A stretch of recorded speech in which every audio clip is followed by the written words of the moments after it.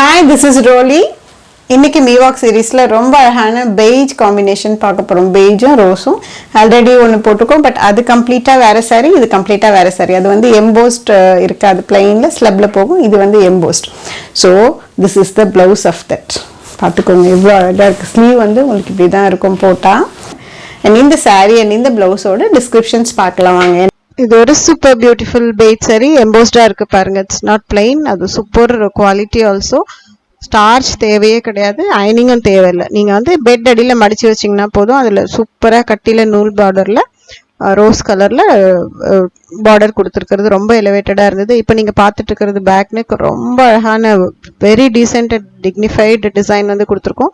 பானெக் stitch பண்ணுங்கள், ரொம்ப அழகாக இருக்கும். அந்த நெக்குக்கு கீழே வந்து அந்த ஃப்ளோரல் டிசைன் கொடுத்துருக்கோம். சாரியோட பெய்ஜ் கலரில் ஃப்ளவர்ஸ் எடுத்துருக்கிறது ரொம்ப நல்லா வந்திருந்தது.